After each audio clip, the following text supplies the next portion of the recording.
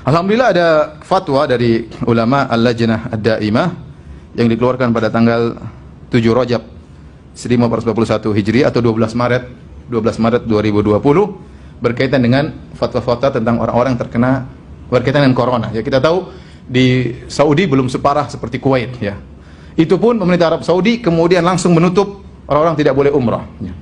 Kita nggak bilang kemana orang Saudi, kenapa nggak tawakal, biarkan saja orang umrah, nggak bisa. Ini perkaranya nggak gampang.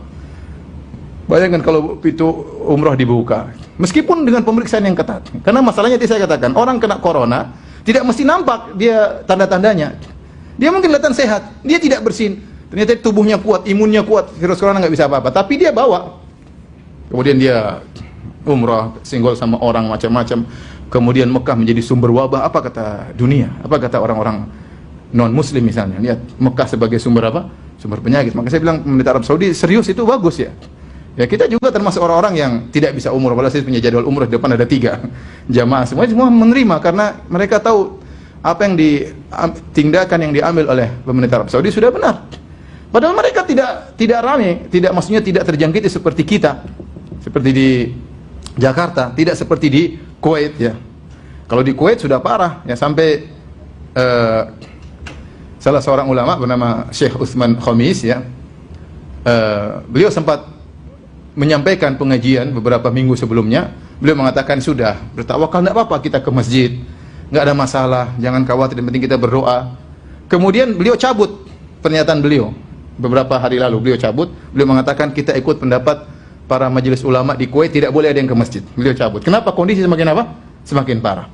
Maka saya katakan hukumnya tidak sama mungkin Jakarta dengan tempat lain.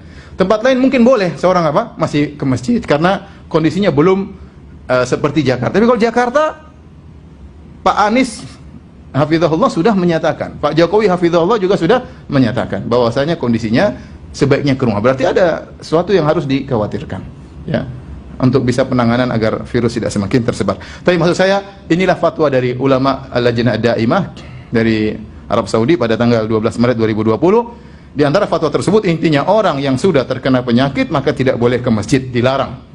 Atau tanda-tanda penyakit maka dilarang ke masjid. Adapun orang yang sehat bagaimana?